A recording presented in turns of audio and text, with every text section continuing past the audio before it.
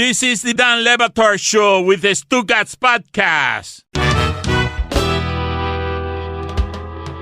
Staying with baseball for just one more minute as bored Lucy and bored Jessica and kind of bored Mike, yawning right in my face, say baseball is not interesting. I will submit to you that what happened last night that they're trying to lure you in with is the storyline of Bryce Harper, who's just 30 years old. He wasn't actually that good this season, power numbers, but Philadelphia gives him a ton of money. Philadelphia cares about baseball, and he fancies himself a Philadelphia guy, says he likes listening to WIP on the way to the ballpark. Like he's a young man who's trying to change the swagger of the sport, and they are playing in Atlanta the 1927 Yankees of offense. Like, this is a historically great Atlanta Braves team. And last night, after innocently, I didn't think it was much of a controversy. Do you realize what it is that Bryce Harper is reacting to when he's staring down Atlanta's shortstop, Arcia? Is that true? They're playing like the 1927 Yankees? Their offense. Because I guarantee you I can name more 1927 Yankees than Braves. Okay, but it's because you haven't been paying attention. I got Acuna Matata, and I got Matt Olson. Excellent work by you. We can go through their lineup if you like. They have a lot of players that you would like. They are the 1927 How's Furcal doing? Yankees. He's not with them anymore. But you saw what happened at second base, right? It was a big deal that Bryce Harper stared. I saw that on Twitter, that Bryce Harper stared back at a player. Yes. Do you know what that player did to offend Bryce Harper? No.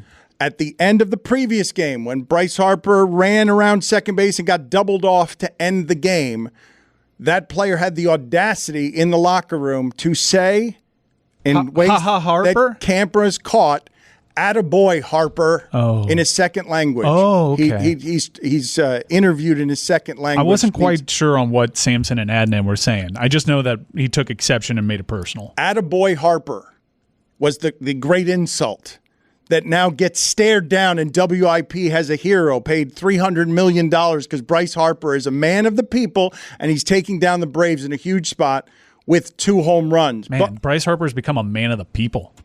In Philadelphia. That's crazy. Because they love what kind of swagger he has, and he's winning, and he's hitting 2 home runs in a game when they hit 6 home runs. Credit to him because he's been the same dude since he entered the league. He is authentically him.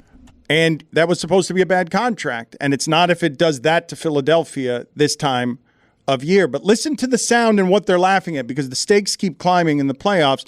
Atlanta knows how great this is. I think this is the best Atlanta team I've ever seen. All of them, this is the best one. This one, without Freddie Freeman, 104 wins, and I'm telling you, their offense, totally overwhelming, historic.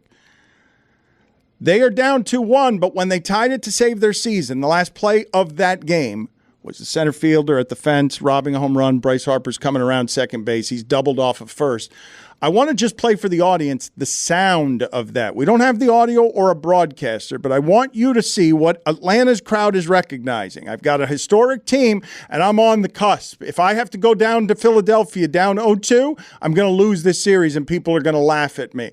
And then a ball is hit toward the wall, and you can hear the fear in the crowd, and you can hear the spots where everyone realizes that Bryce Harper has rounded second, and now he needs to get back to first. You tell me if this sound as just sound creates the drama and the tension that will explain to you what Philadelphia feels like and what Atlanta felt like when it went from fear to joy.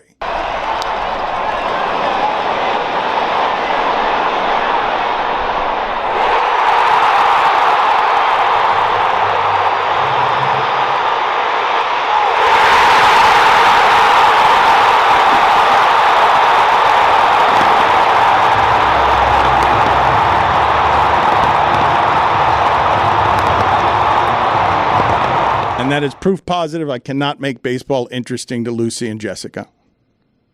Well, if I'm being honest, I have been watching the series, and it has been very exciting, Dan. But what has gotten me invested in it is the war online between Blooper and the Phillies fanatic. I don't know what is his name. Fanatic, Philly fanatic. He's the Philly fanatic. Yes. The Philly fanatic. One of the It's greatest like the Ohio mascots State ever. Really University. I mean, I'm old, so Well, I know this. I don't want to get his name wrong because I know that will. I don't want to be embroiled in this. I'm on his side. The Philly fanatic is on our screens right now. Mount It's a very Rushmore of scary mascots. mascot. Scary. Yep. Well, Blooper went after him on Twitter, and it has not been good for Blooper since. He has been. Blooper kind of looks like a ripoff of the Philly fanatic a Yes. little bit. A You're right. fan called Blooper a sentient pair of Dockers in response.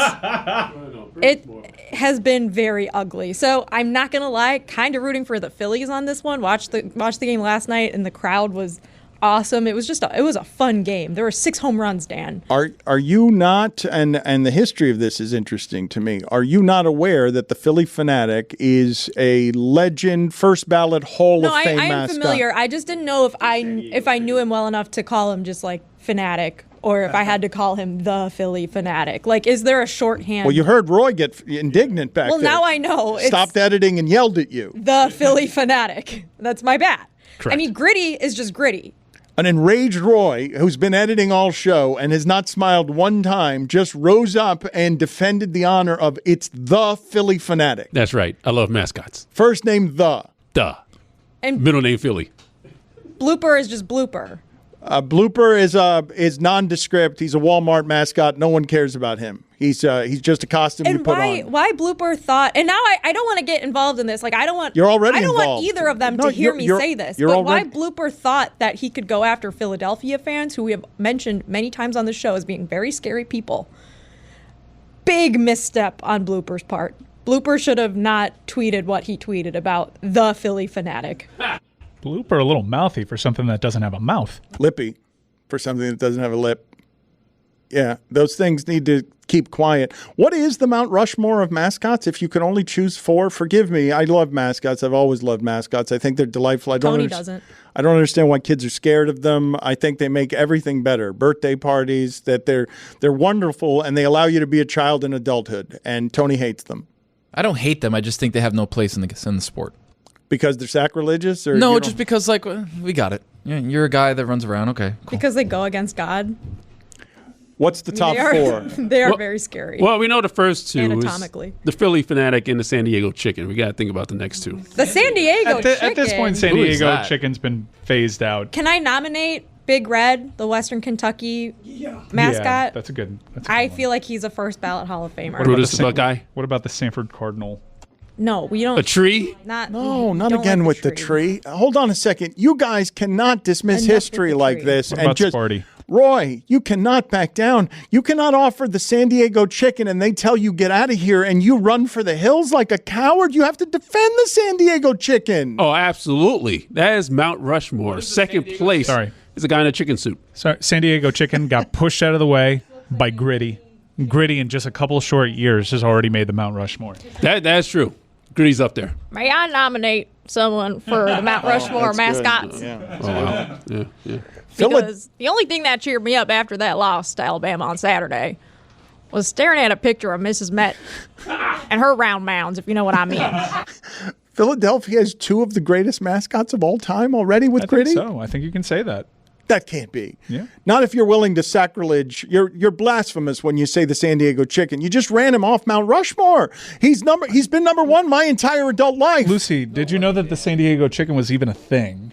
No, I had to look it up, and I'm not to be mean. I'm not that impressed. Well, Oh, wow. the San Diego chicken did get tombstone pile driven by Kane. He invented. He It was invented. Pete Rose. Rose the Yeah. entire time. Yeah. He's the original.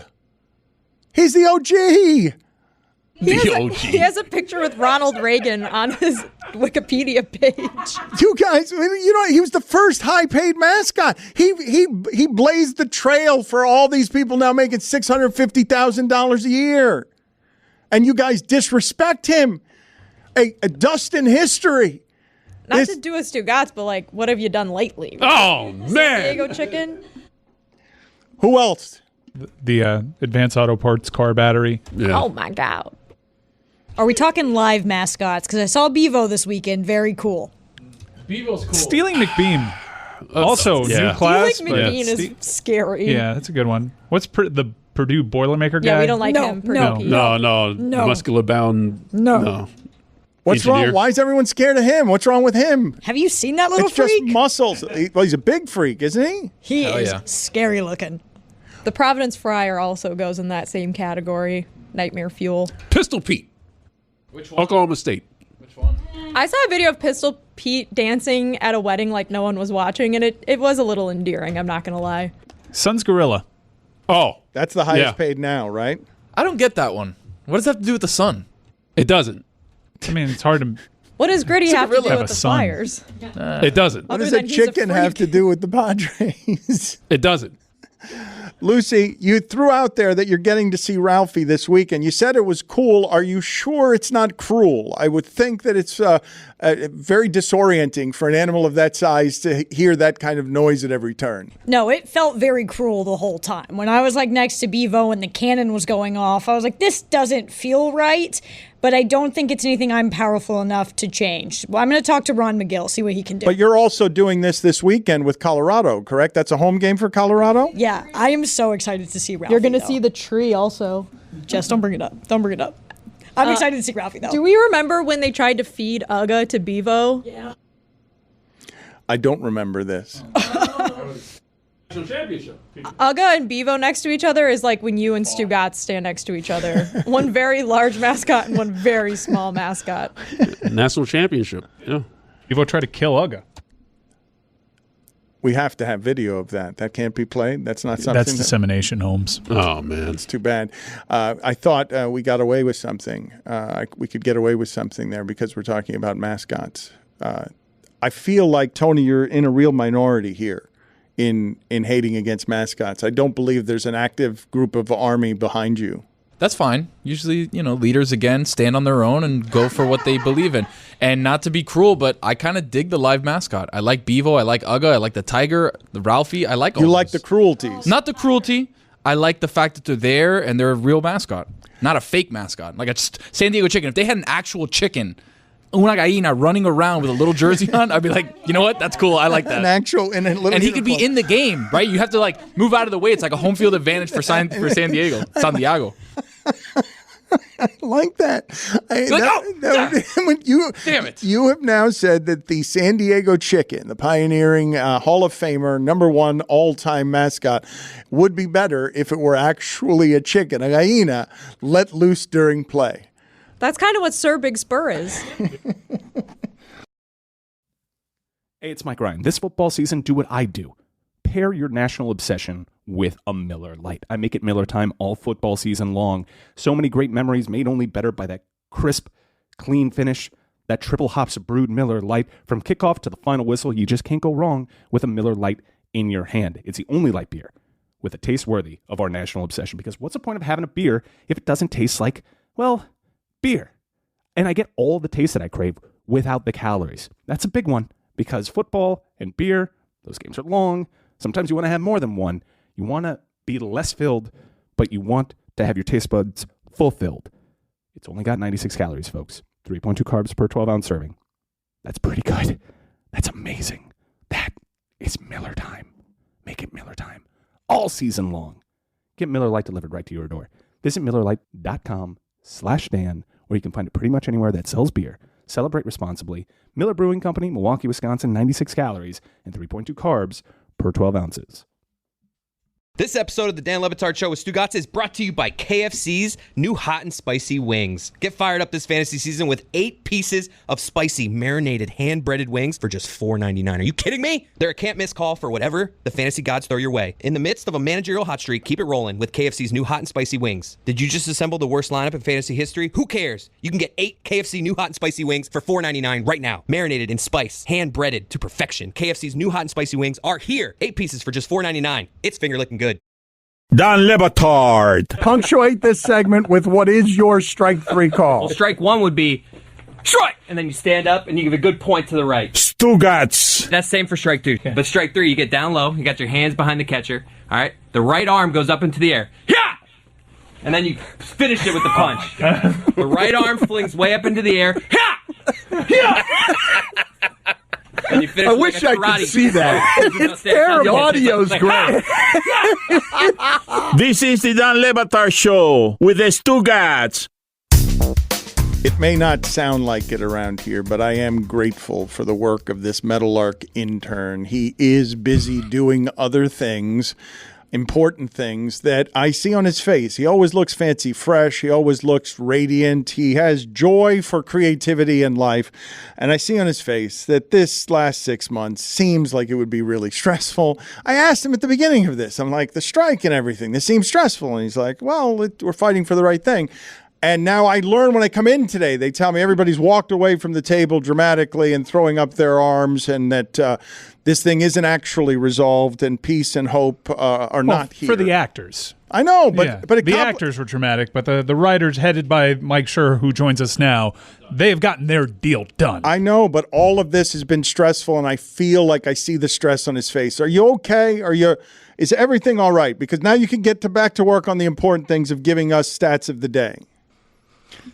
I'm fine, Dan. Thanks for asking. And yes, the talks with SAG-AFTRA seem to have broken off momentarily. That's fairly typical in these high-tension negotiations. I wouldn't read too much into it. It's not a good sign, obviously, but that did happen a couple times over the course of WGA's negotiation with the companies, and cooler heads tend to prevail. It's a little bit of posturing, a little bit of strategy, who the hell knows, or maybe they just came to an impasse. But the writers are back to work. We're writing stuff. The actors need to get the deal that works for them, and I think they will. I think labor's kind of having a little bit of a moment right now after a mere 40 years of being pounded on and discarded by companies, and I think that SAG is ultimately going to get a deal that they need and that will help them. So I'm optimistic. I don't know. Do I look exhausted and tired? I feel like you're saying it's the ultimate neg. You're saying like you look tired. I might be imagining it just because I imagine that your life has been stressful over the last 6 months. So maybe I'm seeing it in the place that it isn't. Let me ask you a couple questions. I haven't been on the show in a while, and these are important questions. Number one, do you think that Mario Cristobal should have taken a knee there at the end of the game? And the second question, do you think with another 5 to 8 hours of on-air discussion, this show could get to the bottom of that question?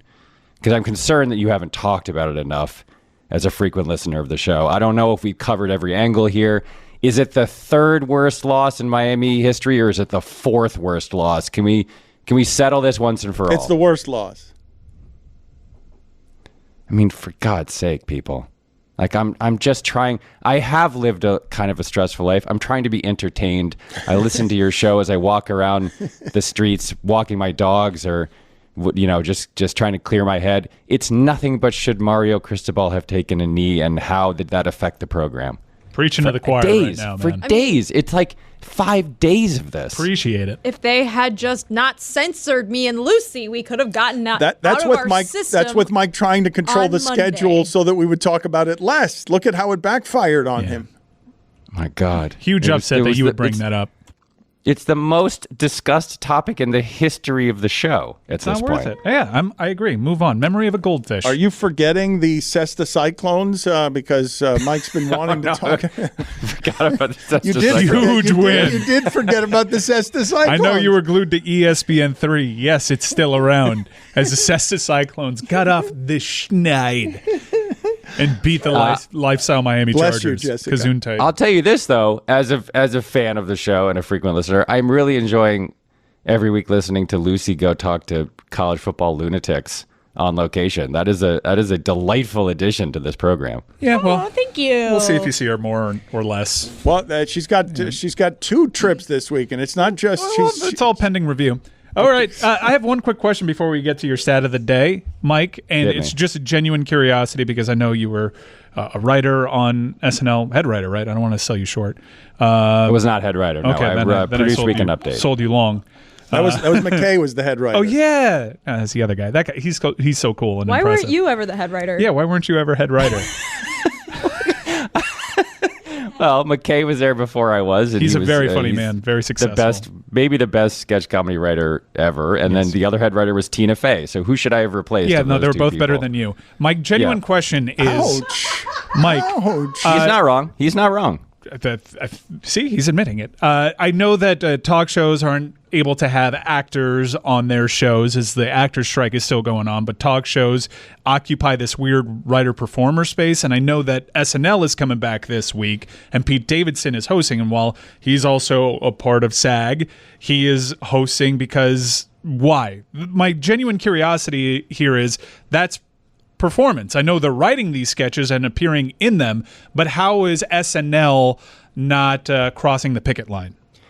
This is a very complex issue that I will fully admit I don't totally understand. SAG-AFTRA does not work the way the WGA works, which is basically the WGA has contracts with the companies. When you go on strike, those are struck companies. No work gets done for those companies. SAG-AFTRA has a bunch of different kinds of contracts with a bunch of with all these places, and they govern different things. And so, like you said, Seth Meyers, Jimmy Kimmel, Stephen Colbert, they're allowed to come back, even though they're SAG-AFTRA members. They're allowed to come back and host their shows because there's all these weird carve-outs for like late night and this talk shows, variety shows, all this sort of stuff. So I would assume that SNL falls under those sort of late night talk variety shows that are not technically, that contract is not being struck right now by the actors, which is why they're allowed to do it.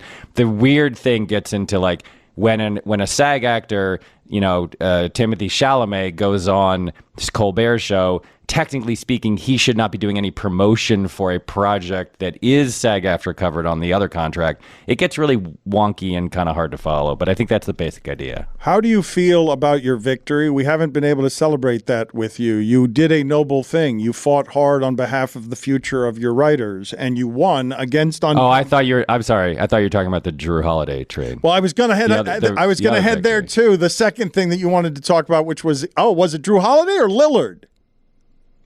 Oh, they're both victories. They're victories of a different sort. But I was. But anyway, go ahead. We'll talk. Which one was later. sweeter? No, which one was sweeter?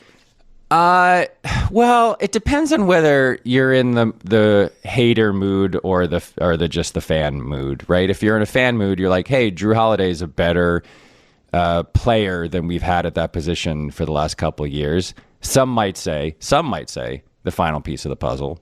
I don't know if I'd go that far.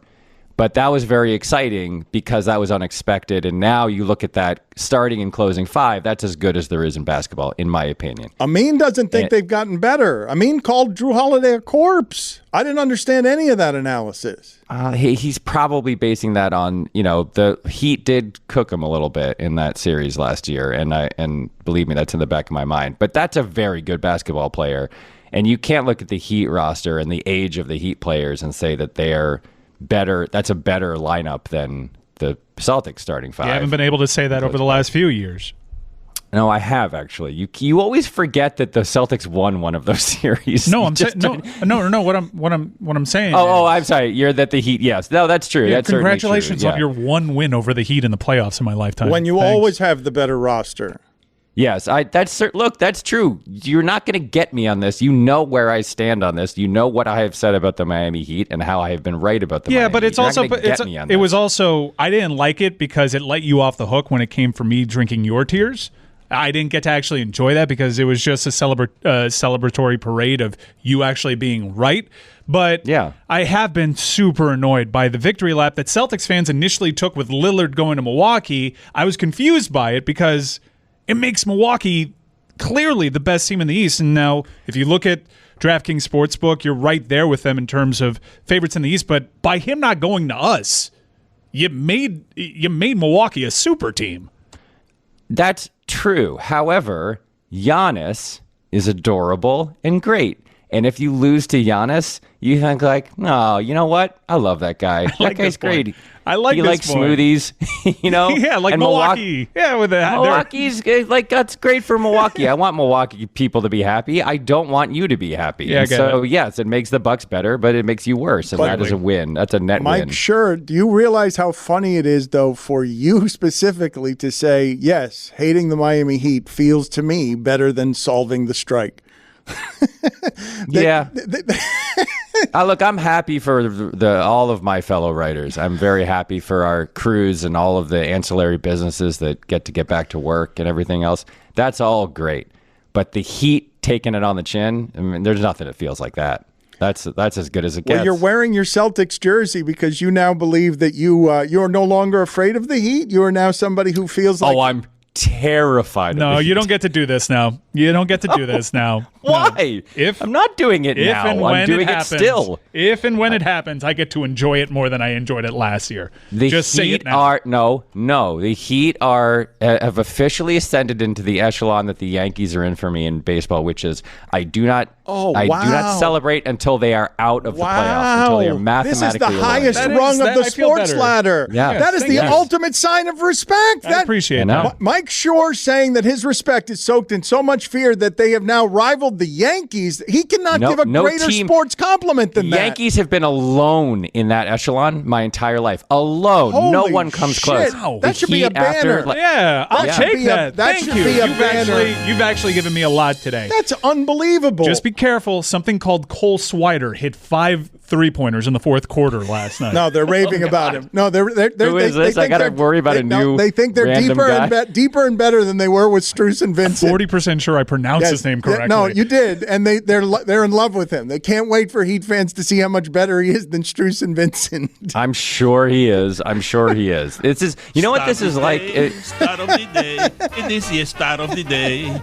Start of the day. Start of the day. It is the start of the day. Start of the day. Start of the day. It is the start of the day. Start of the day. Start of the day. It is the start of the day.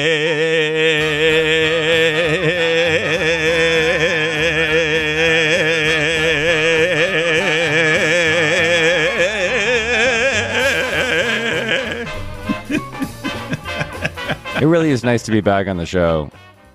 And nothing makes me feel more at home than the second the segment starts watching Jessica pick up her phone and just totally tune out. What do I do about that? Can you give me... Nothing. No, it's great. It's great. I'm producing the show, okay? There is a recipe Jessica, for banana bread on your computer right now. I was looking up the overtime period of the Arizona USC game for my segment with Lucy later. Producing I a haven't banana done the bread. You Wordle switched since tabs. Big Suey, okay? We actually had our whole family was going to go to USC Notre Dame this weekend, and then we had to unfortunately cancel the trip. But we were all set Because they lost to Louisville? Sorry, that was a... No, The weather looks terrible, so probably... The weather looks really bad, so we're using that as our to make ourselves feel better about missing it. But that was the plan. We're going to try to get there at some point, probably now at this point next year. All right, here's your stat of the day. Here we go.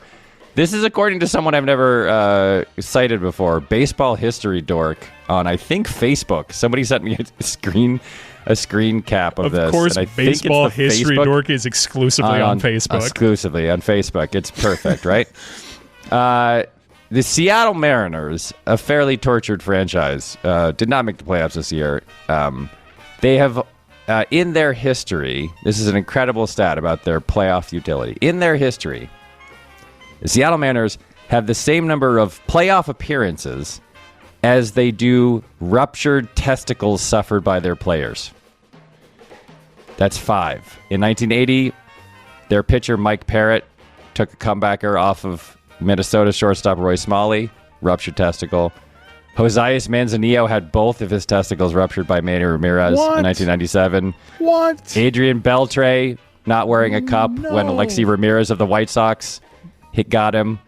And then Mitch Haniger in 2019. There's 5 total ruptured testicles in the history of the Seattle Mariners. Oh, no. And they have 3 ALCS appearances and 2 division appearances. That's it. 5 total playoff series victories.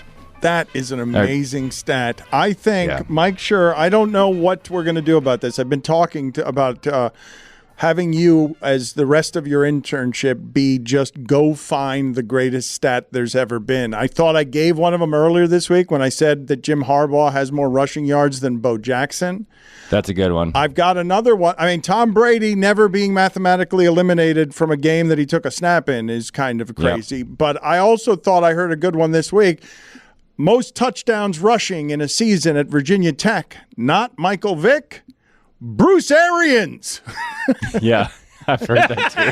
That's amazing. That's a good one. It's unbelievable. Are you going to find for us the best stat ever told? I'm gonna try. I don't know when. I've already talked to Pablo Torre about this. We're gonna try to find out together what the greatest stat is. But I do have a job that I have to do. Well, okay, go get back to it. But real quick before you leave, what was the most joyous of the victories? Not spoken in platitudes because you saved the future for writers, but this had to be a little bit emotional and syrupy. You stared down the Igers and the CEOs of the world, and you got your fair cut. You demanded it, and you got it. It was incredibly gratifying. I'm very grateful to the rest of the negotiating committee and the leadership. And Alan Stutzman, who was our chief negotiator, they had a very, very steady hand through this whole thing.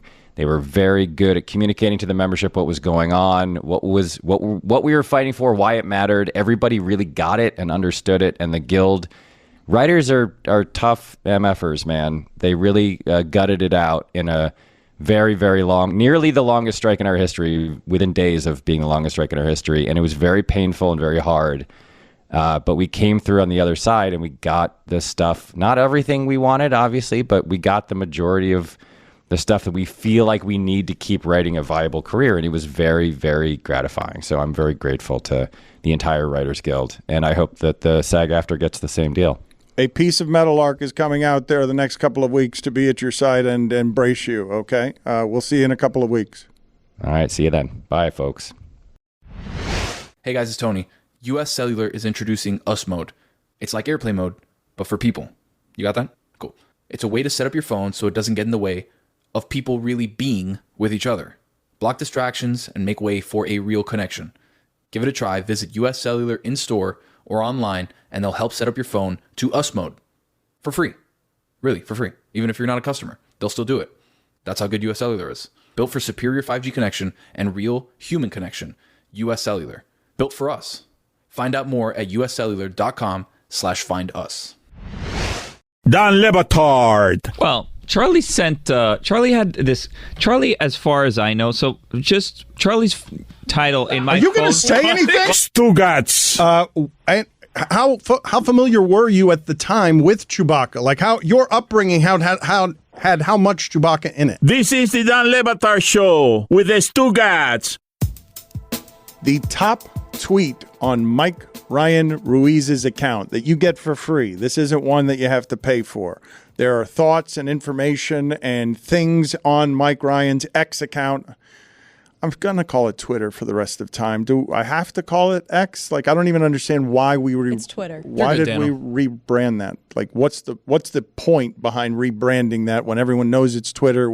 Twitter was a place that everyone knew. Why would you change the name of something that everyone knows? Is there a strategic reason for that? Just want to make Elon's it yours? Playing chess. Okay. We're playing checkers. The top tweet, that's no longer a tweet. It's an X. It's not a tweet anymore, right? It's a tweet. It's a tweet. It's still a tweet on X. I will match whatever Mike Ryan is being paid to call it Twitter to pay you to say Twitter, Dan. Okay, so it is a tweet on X in which Mike Ryan goes after Aaron Rodgers. Aaron Rodgers is not playing football. Aaron Rodgers, over the last few years, has really decided as a personality to speak his mind. I've seen a lot of interviews with him, and he's advocating for psychedelics, and there are times that like he looks super glassy-eyed, like he is in midlife going on a journey that involves darkness retreats and speaking his truth now on Pat McAfee. And he is calling Travis Kelce Mr. Pfizer. And Travis Kelce laughs it off and says, I'm not going to do vaccine wars with Aaron. And then Aaron comes back on McAfee and says, it's not a war. I'd like to debate you. I'd like to debate you on vaccines. And Mike Ryan writes... RFK Jr. Mike Ryan writes on Twitter, again, not for subscription. This one you get for free. The only time I hear about vaccines now is on Aaron Rodgers' weekly hits. We got it. It was too experimental for the same guy foot jobbing healing crystals while he blasts the sounds of dolphins bleeping to heal his Achilles. I'm exhausted. You don't like that Aaron Rodgers is coming out here for the second or third straight year advocating on behalf of Joe Rogan's America And people are still divided on the vaccines in a number of different ways. I would say to you that I understand anybody who says, I don't trust pharmaceuticals, I don't trust the government, I don't trust doctors, don't tell me what to put in my body. But when there's a community health scare, I prefer to trust science and the idea that me not taking a vaccine is something that I am doing under crisis. On behalf of a community, I was willing to go down the route of trusting science and the vaccines, but he's out here keeping this as a conversation, wanting to argue Travis Kelce about it. It's COVID-19. The 19 is for the year that it started, okay? We talked vaccines and the pandemic as it raged through America and the world in 2020, as it impacted sports in 2020 and 2021. Largely, I think we've gotten away from it for the last couple of years. It's about to be 2024. And I think, look, I can avoid it. I can avoid McAfee. It's on while I'm on. But Adam Schefter tweeting it as if it's the funniest thing in the world, Mr. Pfizer, and all in the name of engagement, I get it. But, like, enough. I'm just sick of hearing, like, these are the same people that were downplaying the pandemic. It's been 3 years. What are we still doing? It's not a conversation piece for me. It hasn't been 4 years at this point. And I don't fault anybody for not getting a booster. I had one booster. I had the J&J one booster. I get it. Fine. Whatever. It was something that I felt like I had to do in the moment in time when all our lives were impacted and people were dying left and right to try to get us back to normal. We're thankfully, even though this thing is still around, more closer to normal than we've been. And it's a tired talking point. It's not funny. It's not clever. And he's obsessing over it. And it's just in the lamest way possible. He was interesting to me at a time. But he's not interesting. He's not. It's the lamest talking points ever. Like, okay, we're going to keep going. Now it looks like he's grifting on the Taylor Swift, Travis Kelce thing in the name of relevancy. And what now you're the guy that's just, I'll challenge you to a debate. You have Fauci. It's lame. It's just lame. It's lame. It's a loser thing to do. Does Adam Schefter have like a contractual obligation to tweet about McAfee? Because a lot of people got really weirded out during College Game Day a few weeks ago when Adam Schefter tweeted that McAfee had food poisoning. I think so. And then he tweeted this like Aaron Rodgers comment as if it was like a news item, but like a funny, non-serious one. I think, look, there's obviously a corporate synergy aspect bizarre, to this, but though, I think right? I think Adam genuinely likes the McAfee show, and I like Pat, and I find it charismatic. I'm bored to tears anytime McAfee talks to Aaron Rodgers when Aaron Rodgers is not playing and he's just talking about vaccines the entire time in ways that I don't find funny, and it's just formulaic at this point. I think I have the biggest issue with it in that it's not funny. It's just tired. It's a tired act. Dude, it's about to be 2024. I haven't cared this strongly about it, like, for years. And we're still going with this? There are a whole lot of people who are trying to drag me into this conversation with the pointing out that ESPN, quote unquote, ran people off because of politics. And now you have on a show somebody who's actively in it. The policy at ESPN has always been if an athlete is doing it, you can use that as a shield to talk about whatever you're talking about. Here's the actual policy at ESPN, and I'll give you this one for free. As long as it aligns with Norby Williamson's politics, it's okay. And if it doesn't, he'll leak something out to outkick the coverage. We all know what's going on there. He ascends, politics change. That was very direct. You did get That's what it is. It's about time somebody That's what said it is. It's really about time. That's all it is. I don't think people see that. Okay, though. You're saying, all right. Well, we know who his reporter is. We know the numbers that he shares. And we know the policy in place and how it shifts as he amasses power. But you are out here saying something I don't believe that the audience knows or has any idea what it is that you're talking about as you talk about the virus. And But the hypocrisy therein lies the hypocrisy. It's that people with the platforms are now saying something more agreeable that fall in line with the people that make the content decisions. The way that the policy would be defended in this instance is if an athlete is doing the politics and it wears a jersey, that is the way that you're allowed to do politics. And Aaron Rodgers, by wearing a Jets jersey, that's the argument that would be on that side. It's always allowed in the instances when you're allowed to use the athlete as a meat shield, not when you can show your own politics. That McAfee can't talk about the virus, that he can only do it through Aaron Rodgers. Right. Well, it's only allowed through Aaron Rodgers. I know what the rules were when we were there, and they do appear to be different. I'm not jealous about it. I know why they're different, because they don't fall in line with the shot callers there. Like, that's the main difference. You want to talk about, like, oh, now we don't have to stick to sports. No, it was the main problem with us not sticking to sports. It was our views.